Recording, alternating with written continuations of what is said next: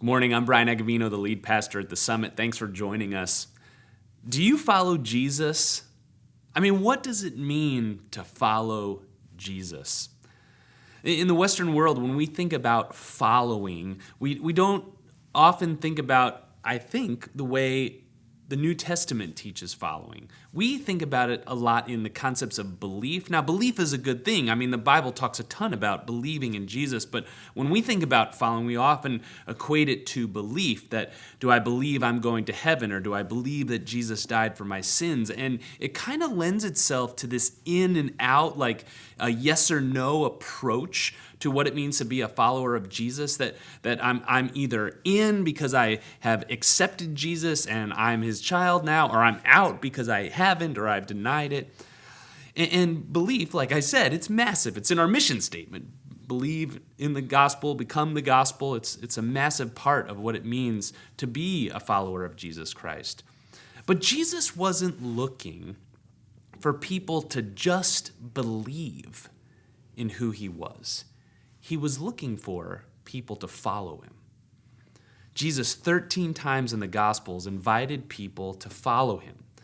Now that word follow, like I said, in the Western world, we think the word follow is connected to what? Social media. We use it in social media, right? How many followers do you have on Facebook or Twitter?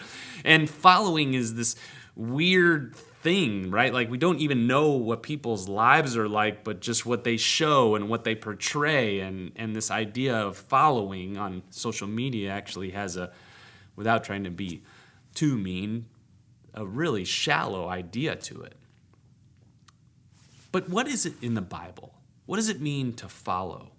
Did you know that over 60 times in the Gospels, Jesus is referred to as a teacher or rabbi?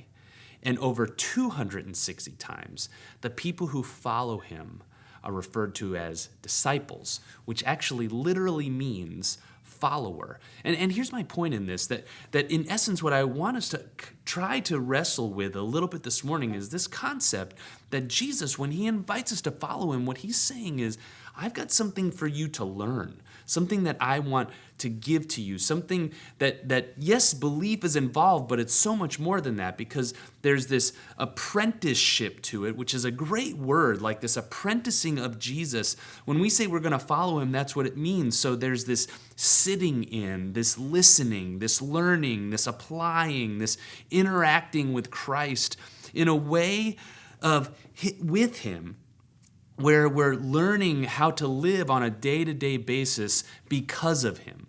And so what we try then is, what we're learning to do is we're emulating, we're reflecting the way of life that the teacher, the rabbi, Jesus, says is the way to life.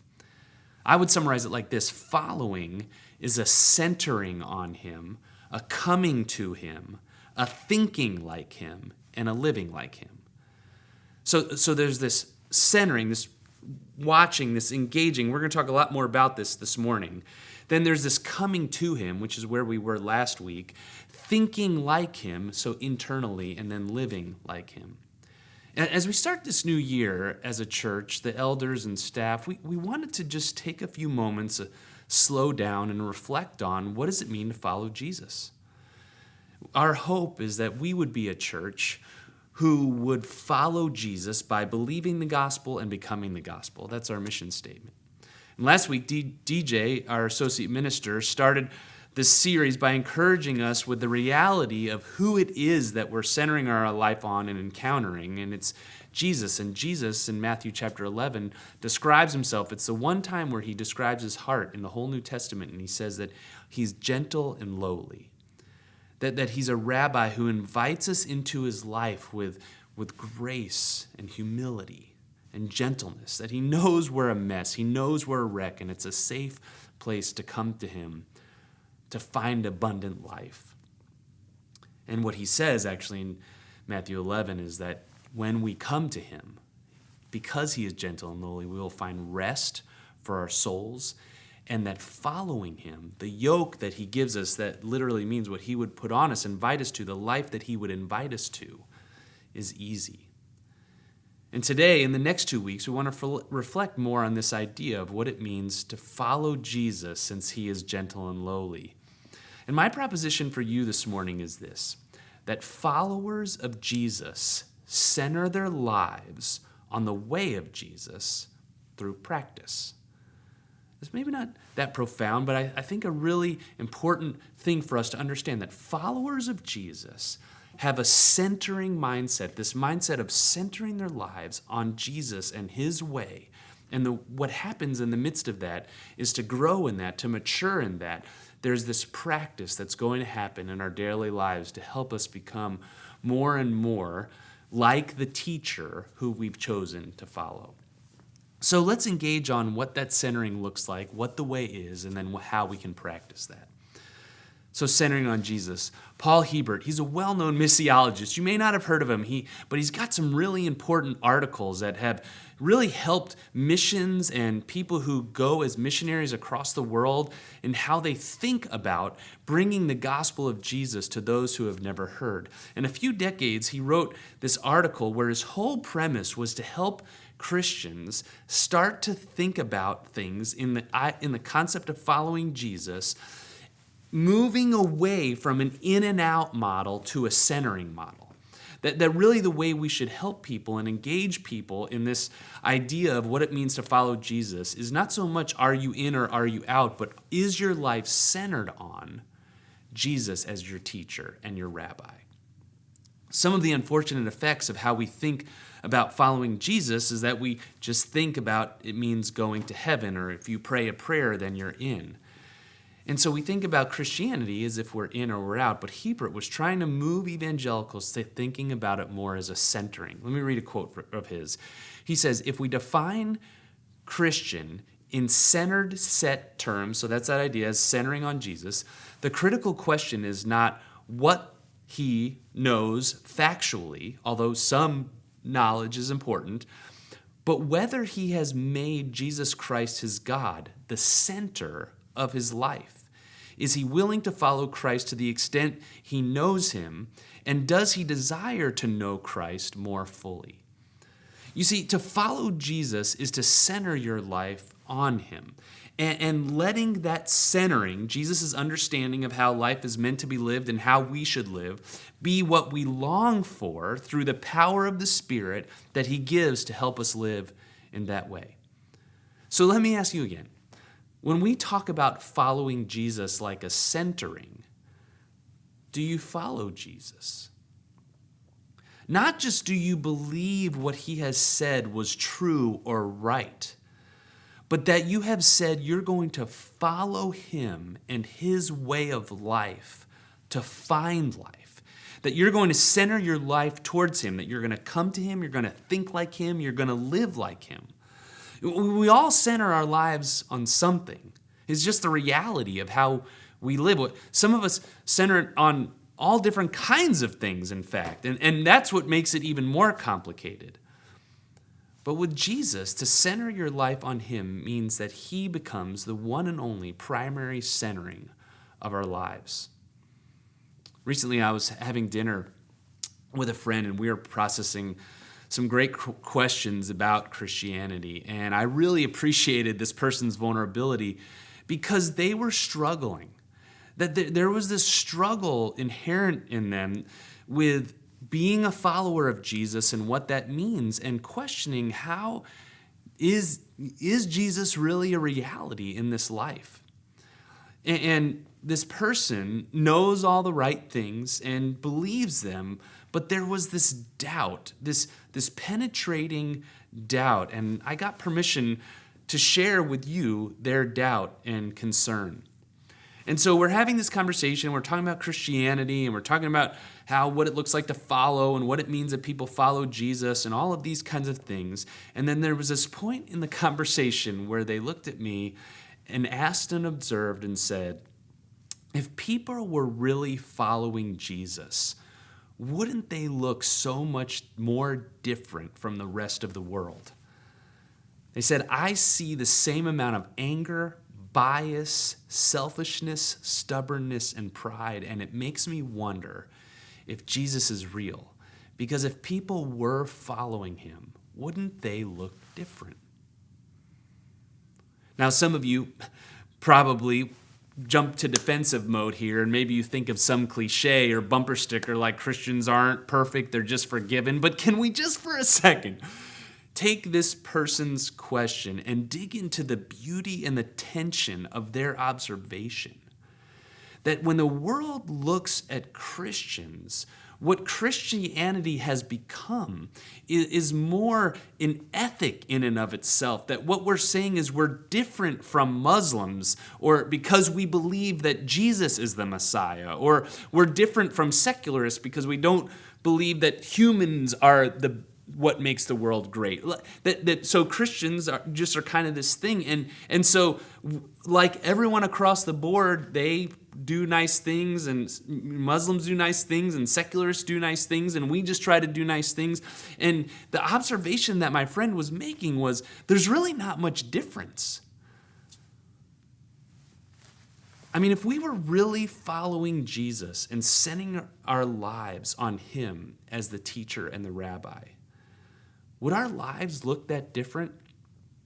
Listen to what happens. We're going to look at this in just a second, but we're going to be in the Sermon on the Mount here some this morning. At the end of the Sermon on the Mount, Jesus has just proclaimed all these things about how he thinks the way of life is to be. And this is how the people responded. They said, and when Matthew accounts, when Jesus had finished saying these things, the crowds were astonished at his teaching.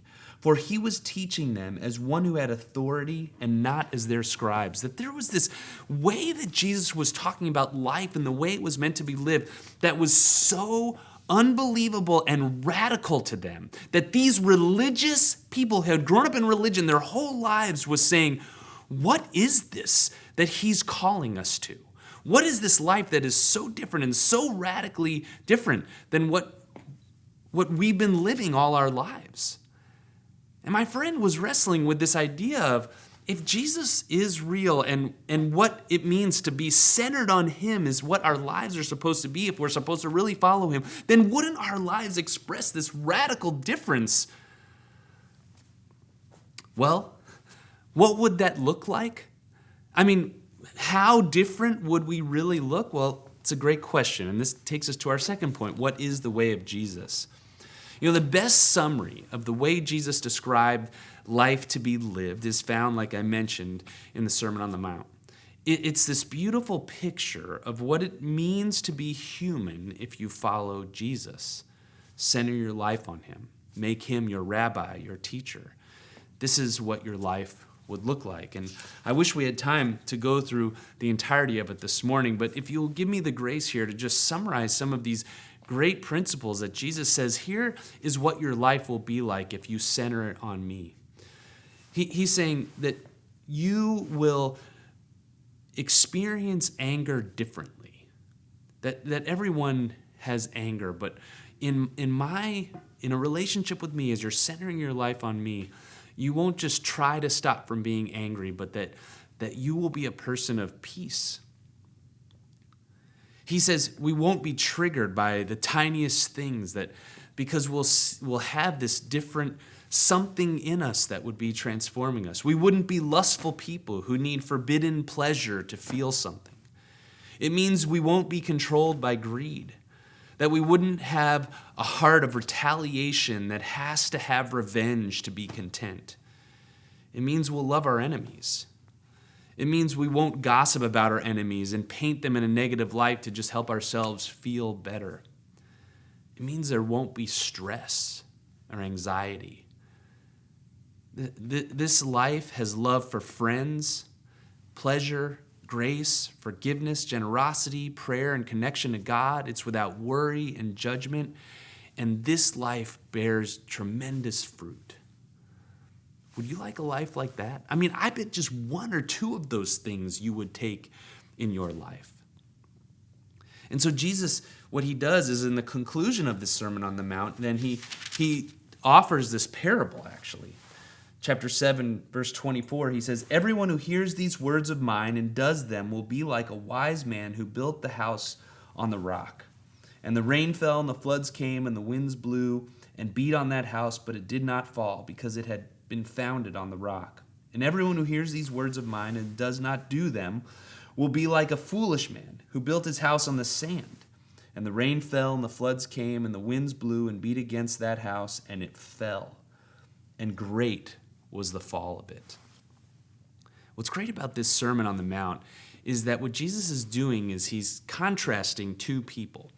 He has this moniker that he uses over and over, and he says, you've heard it said, don't murder. But I tell you, if you're angry, you're committing sin. And he said, you've heard it said, don't commit adultery. But if I tell you, if you lust after someone, that you're just as guilty of adultery. And constantly throughout, there's this contrast that he keeps bringing about. He's talking about two people that pray, two people that give away money, two people that judge. And he does all of these things, but there's something really important that we need to see. What Jesus is doing as he's unpacking this is he's not talking about a good person and a bad person. He's not talking about healthy person and an evil person. Jesus contrasts people who pray. He's not contrasting someone who does pray and someone who doesn't pray. No, he's saying there are two people who pray. Don't pray like this person. So he brings up all of these different pairs of people and he contrasts them. There's two people that pray. There's two people who give. There's two people who judge. There's two people who follow the 10 Commandments. There's two people who don't murder. There's two people who don't commit adultery. And what Jesus was doing in this amazing way 2,000 years ago was he was exposing the very struggle that we have today. That many of us think to follow Jesus is only to just try to live this ethic that he proclaimed. And so we kind of had this minimalist approach to following Jesus, and that's partly why we don't look different in the world. We understand what he says, and we reflect on it some, but we have shallow prayer lives where give some, but we're incredibly stingy. We struggle with judgment, just like the world has deeply exposed our judgment. And all of these things that when we look at this picture that Jesus paints, he's saying, look, there should be this incredible difference between these two people. See, Jesus was contrasting someone who has spiritual things in their lives and someone who is centered on him, the true rabbi. That's what I want us to see here in the Sermon on the Mount. And what Jesus was saying was, if you center your life on me, this is what will happen in your life. As you center on me, I will empower you to become radical in terms of anger, radical in terms of lust, in terms of generosity, in terms of prayer, in terms of judgment, in terms of revenge and retribution. That there should be this different picture of humanity that is expressed in and through someone who has not just believed, but who has centered. That the following is to center their lives on Jesus. So how do we center our lives on Jesus? We're going to talk about that quite a bit in the next 2 weeks. But I want to give you two thoughts here. You see, Jesus, he says it at the beginning of the Sermon on the Mount, and then he comes back to it at the end. He says, everyone who hears these words of mine and does them. It's actually the literal word practice. He's calling us to put into practice this idea of centering our lives on him. It's uttermost importance, because when he says this, when he talks about the foundation, right? What is that foundation? It's him and his teaching. So when we center our lives on who Jesus is, then there should be this desire for us to reflect the way he thinks, the way he lives, the way he interacts with people. And because of those things, as we center our life on him, then what's going to happen is we're going to start and put into practice the things that he's inviting us to, because he's our teacher, because he's our rabbi, because his life is the way we feel we will find life. So two thoughts here. The first is this. John Mark Comer has a great quote. I love it. He says, if you want to experience the life of Jesus, you have to adopt the lifestyle of Jesus. Centering on Jesus doesn't work if it's just a hobby. I love that. It's a Matt Chandler quote. It's when it's a hobby, or it's just something we think about that we just try to do in and of itself, when it's just an idea, that's when it becomes difficult, if not impossible. it has to be the whole centering and focus of our life. The center of your life is to follow Jesus in his way. So if I play piano, I played for many, many years of my life, and I wanted to be a good piano player, like a really, really good piano player. I can't just tinker at it. I mean, right now I play a few times a year, and I can show up at a party and play a song and maybe show off a little bit. But when it comes right down to it, I'm just an okay piano player. In order to be someone who has that amazing piano skill, you have to devote your life to it. You have to commit to it. And I think for me, this is what makes such a struggle for us when it comes to practicing Christianity. I mean, can we just confess that one of our biggest problems is that we want the life that Jesus has to offer, but not the lifestyle? That we want everything about the life Jesus talks about in the Sermon on the Mount, but when it comes to practicing it, that we hesitate to trust him, that we give into our desires for lust, that we give into our desires for greed, that we give into our desires for judgment. Why? Because we just don't want to take the time to center our hearts and focus on Jesus and what his invitation and encouragement for us to live by the power of the Holy Spirit is.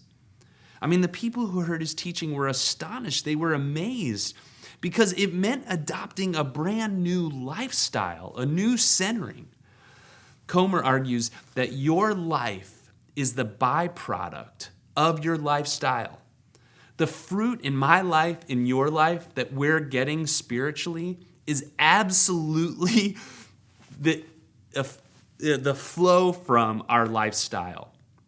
If all of our lifestyle is coming to church once a week and never doing any of the practices that Jesus invites us to do, of course we're going to struggle. Of course we're going to feel distance because your life is the byproduct of your lifestyle. And his point that if we want to experience the life of Jesus, we have to adopt the lifestyle of Jesus is critical. And the reason I'm just an okay piano player is because it's not the center of my life. I'm not devoted to it. Now, logically, I hope you're going here with me on this, because I think, does that mean then that to center my life and to have the lifestyle of Jesus so I can have the life of Jesus means that I have to become a monk? Or maybe it means I have to become a pastor, because that, pastors they're holy and they have it all together, right? I'm really glad you asked that, because here is what makes centering our lives on Jesus so unbelievable. You see, centering on Jesus, it shapes every area of our life. Following Jesus isn't one part of our lives. Following Jesus means he influences every aspect and part of our lives. So what that means is I can be a teacher, I can be an engineer, or I can be a piano player whose life is centered on Jesus. And because the fruit of my life comes from the lifestyle of centering on Jesus, then what will happen is in those places as a teacher, an engineer, a piano player, what will happen is there will be peace and there will be joy and there will be love for my friends and enemies and there will be generosity and there will be prayer and connection with God and so on and so on and so forth. It's really a radical concept if you take it to its depth. That what Jesus is saying is he's saying, I'm actually going to send you into the world as a completely different radical person, because if you're centering on me, this new life is going to be lived in and through all the world. And people will be drawn to Jesus. Why? Because they'll be seeing this completely different life. But we have to remember, and this is where sometimes we have to be careful, right? We don't want to make it about trying, but there is a training component to it. We have to remember that following Jesus, there's this practice that we have to engage on. It doesn't just happen overnight. And so, like I said, the next 2 weeks we're going to dig into this a little more. Well, let me give you one really practical, and I'll close with this simple way to center your life on Jesus. And it's this. It's to slow down and recognize God's presence in your life during the day. Dallas Willard, he's written some great books. He said something that I thought was really helpful. It's a long quote, but hang with me here. He said, the first and most basic thing we can and must do is to keep God before our minds. That's my encouragement to you as an application, to keep God's presence and what centering our lives on him throughout the day before our minds. Willard goes on, he says, this is the fundamental secret of caring for our souls. Our part in thus practicing the presence of God is to direct and redirect our minds constantly to him. In the early time, so he knows this is going to be hard, he says, in the early time of our practicing, we may well be challenged by our burdensome habits of dwelling on things less than God. So what he's saying there is we have these habits. We dwell on other things. We dwell on TV. We dwell on media. We dwell on the news or politics or sports or whatever it is. We have all these habits that we've built in our lives. And we may be challenged by those habits because we don't have a habit of dwelling on God and his presence in our life. But these habits, I love this statement. He says, these habits are not the law of gravity, and they can be broken. A new grace-filled habit will replace the former ones as we take intentional steps toward keeping God before us. That's centering. Soon, our minds will return to God as the needle of a compass constantly returns to the north. If God is the great longing of our souls, he will become the pole star of our inward beings. How do we center our lives on Jesus? Well, let's begin with this practice of being in awareness of God's presence in our life throughout the day. Let's slow down and recognize the presence of God in our lives. Let's begin to make that a habit this week. My friends, the best part of following Jesus is Jesus, that we get to encounter him. And so let's begin there before we start thinking about anger and adultery and lust and greed and prayer and all these things. Can we just begin? Can I just invite you this week to begin by just starting to center your life on him by acknowledging his presence in your life? And maybe can we just do that even right now? Can you just, whatever you're doing, if you're driving, be smart here, but if you're at home, if you're watching this, can you just put your phone down for just 1 second? Just close your eyes. Just for 10 seconds, I'm going to have you do this. And remember that Jesus is gentle and lowly.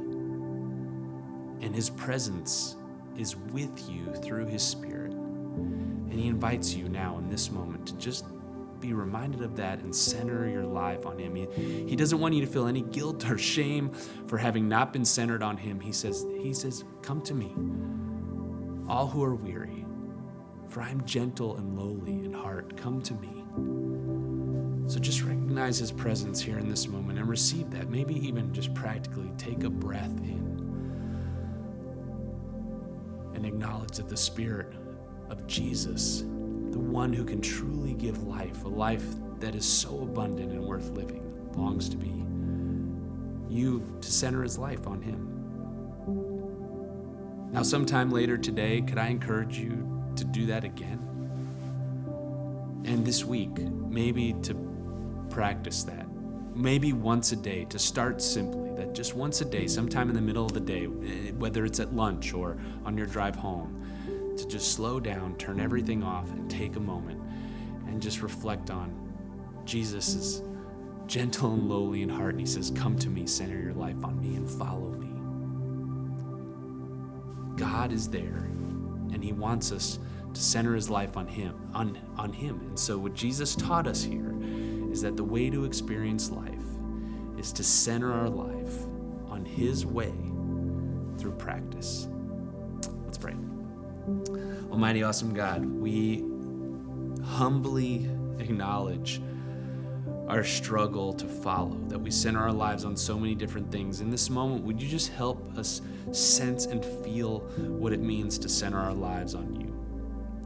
And as we do that, might we begin to practice this. Our desire is to be the kind of people who would reflect wonder and amazement of the radical of life that Jesus invites us to live, which is the true humanity, the way that will change everybody, and one day we will live fully and freely. But may we now begin by following him as our teacher, centering our life on him, learning from him, living like him, thinking like him until he returns. We pray this all together this morning in Jesus' name.